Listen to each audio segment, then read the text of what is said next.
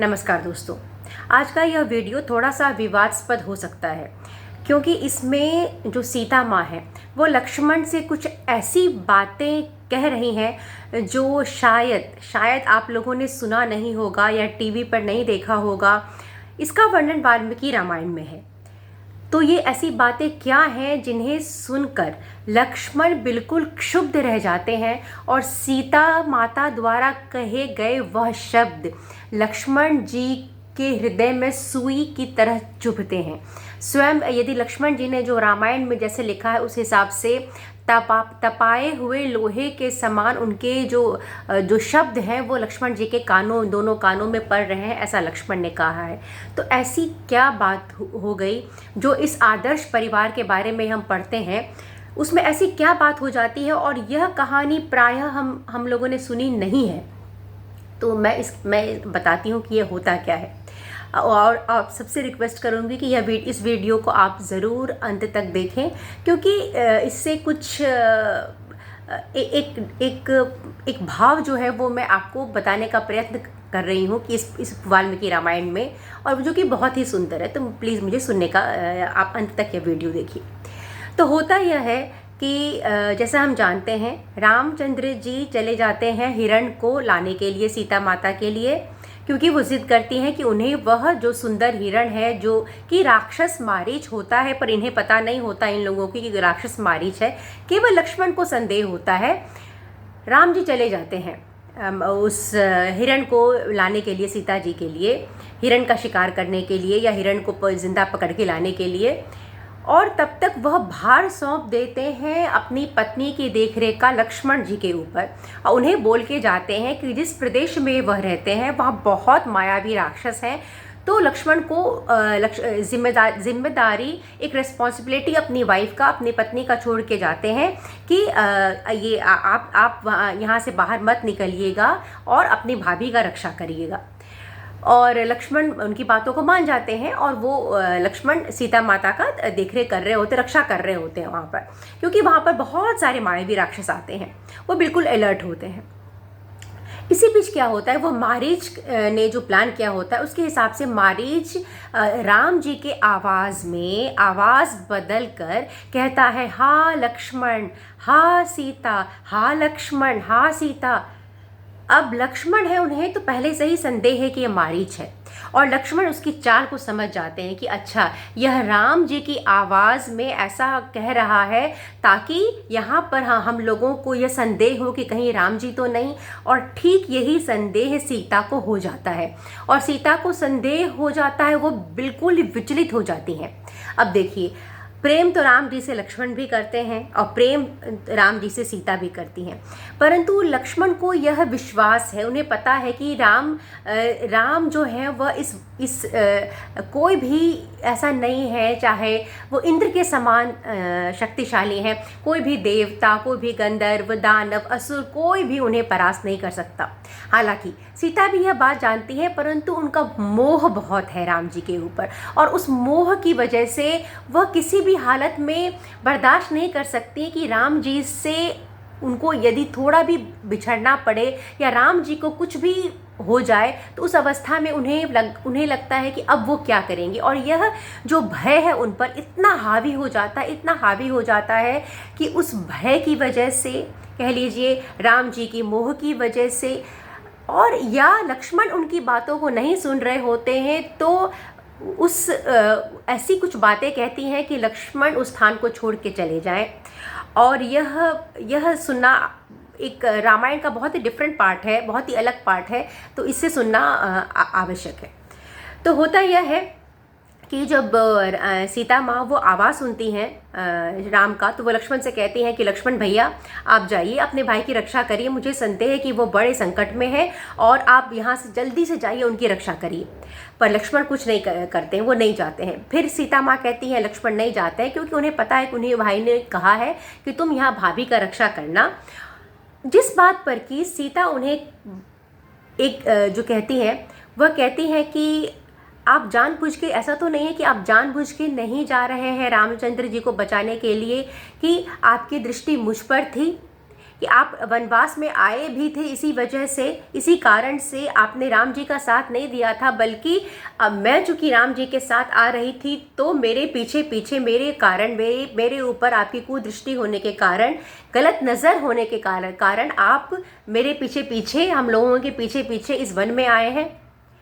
अब ये जो बात कहते हैं लक्ष्मण बिल्कुल क्षुब्ध हो जाते हैं।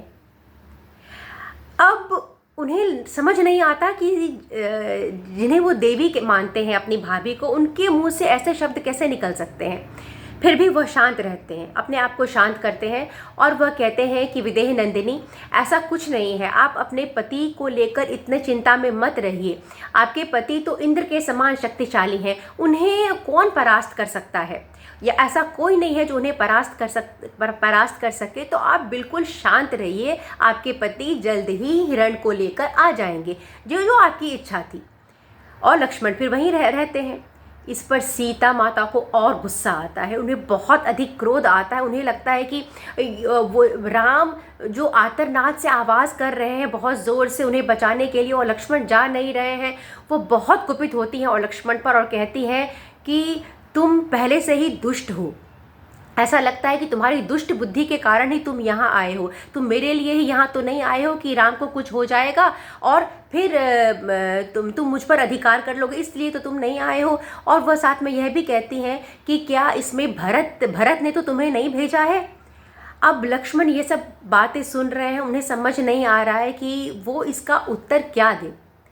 वह सीता से कहते हैं कि आपकी इन बातों के लिए मेरे पास कोई उत्तर नहीं है, मैं कोई उत्तर देना नहीं चाहता, क्योंकि आप मेरे लिए देवी के समान हैं, आप मेरे लिए पूजनीय हैं, इसीलिए मैं आपकी बातों का उत्तर नहीं दूंगा। मैं आपसे बस केवल इतना ही कहना चाहता हूं कि आपके पति जल्द ही लौट कर आ जाएंगे, और यहाँ मायावी राक्षस रहते हैं इस प्रदेश में, और वो जो मायावी राक्षस है वही आपके पति की आवाज़ में, रामचंद्र जी की आवाज़ में बोल रहे हैं, यह उनकी चाल है। परंतु सीता फिर भी नहीं सुनती। वह कहती है कि तुम तो यहाँ वनवास राम के लिए आए थे ना, तुम्हारे कहे के अनुसार तुम राम के लिए वनवास आए थे, अपने भाई की रक्षा करने के लिए वनवास आए थे, और तुम यहाँ बैठ गए हो मेरी रक्षा करने के लिए। उनका कहने का तात्पर्य होता है, जब तुम्हारे भाई को ही कुछ हो जाएगा तो मेरी रक्षा करने से क्या लाभ। यदि तुम्हारे भाई को कुछ हो जाएगा लक्ष्मण, तो मैं ये कह रही हूँ, मैं अपने प्राणों का त्याग कर दूंगी, परंतु मुझे कोई भी अन्य पुरुष के साथ मैं नहीं रह सकती, मैं अपने प्राणों का त्याग करूंगी। अब ये सीता की इस तरह की बातों का वो उत्तर तो नहीं देते हैं कुछ, परंतु उन्हें बहुत क्षुब्ध होता है। और जब ये बातचीत चल रहा होता है तो लक्ष्मण उनसे इतना ज़रूर कहते हैं कि आपकी कही हुई बातें मेरे दोनों कानों में तपाए हुए लोहे के समान लग रही हैं, अब मैं इनको और सह नहीं सकता।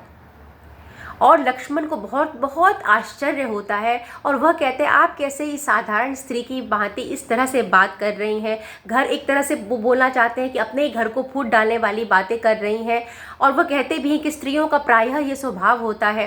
तो इस तरह से लक्ष्मण को भी बड़ी उनको ये समझ नहीं आता कि क्या हो गया है, वो सीता ऐसे क्यों बातें कर रही हैं इस तरह से, जो उन्होंने पहले कभी नहीं कही इस तरह की बात।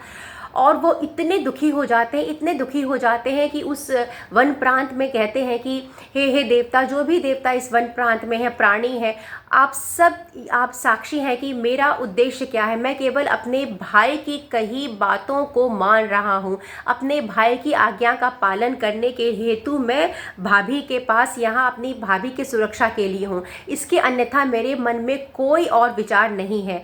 और मैं केवल इतना ही चाहता हूँ कि मैं यदि चला जाऊँगा यहाँ से, आपकी कही बातों को मैं सुन नहीं सकता, तो मैं यहाँ से चला जाऊँगा, परंतु उसके बाद मुझे यह डर है कि क्या मैं आपको राम जी के साथ जब लौटूंगा तो आपको सही सलामत देख पाऊँगा, क्या मैं आपको इसी अवस्था में देख पाऊँगा।